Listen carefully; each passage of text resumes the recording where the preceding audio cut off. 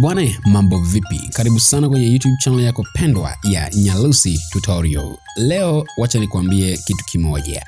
Unajua kuna sababu nyingi sana za kufanya uruti simu yako. Kwanza, tukianza na wale watu ambao hawajui nini maana ya kuruti simu. Kifupi ni kwamba kuruti simu ni kupata access ya mafaili ambayo kwa kawaida usingeweza kuya access. Kwa mfano, simu inavyowaka inaandika Tecno, inaandika Infinix, inaandika Samsung.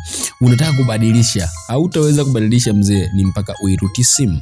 Ama unataka kubadilisha maandishi ya simu yako, then umekutana na maandishi ambayo hujayapenda, maandishi ambayo labda ni maandishi ya Tecno, sio maandishi ya simu gani.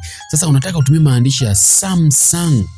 Unafanyeje? Moja, simu yako inabidi kwanza iwe rooted ndio uweze kutumia maandishi ya Samsung.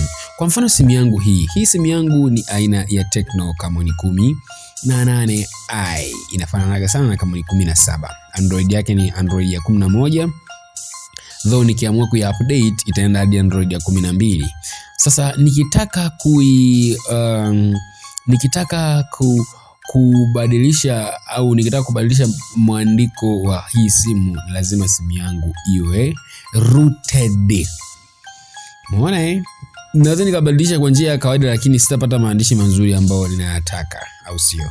Na hii simu mpaka sasa hizi iko rooted na application moja ambayo inaitwa MAGISK. Mtu akikwambia MAGISK anamaanisha application hii hapa. Hii ndio MAGISK yenyewe. Kazi ya MAGISK ni kukupa access ya kuruti simu yako. Sasa jinsi gani nili-insert au jinsi gani umeona sema hii imeandikwa installed hapa, hii imeandikwa installed bla bla bla, maelezo mengi. Jinsi gani sasa utaweza kufanya hicho kitu?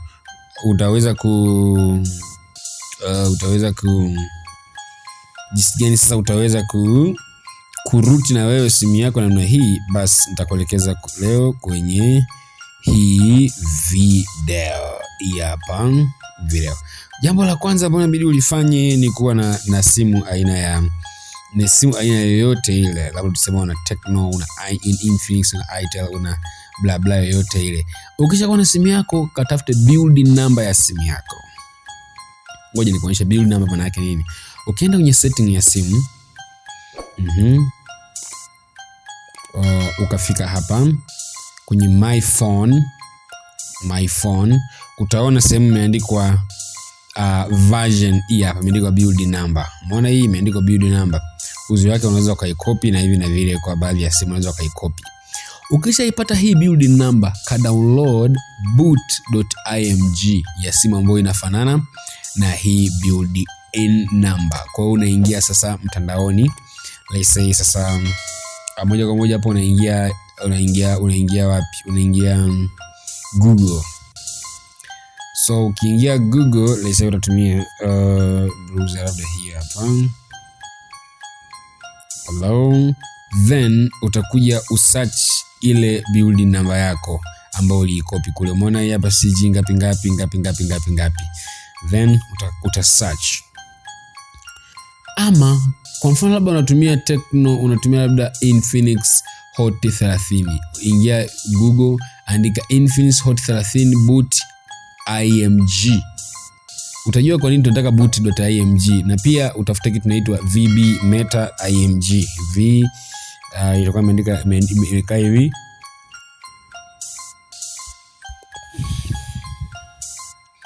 Imeandikwa VB meta. Zote utazipata kwenye hii file ambayo utadownload .img.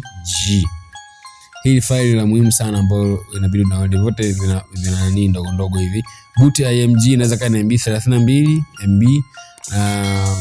VB meta inaweza kaa labda na MB labda hata KB 20 muda mwingine hivi na vile. Yes. Sasa baada ya hapo inabidi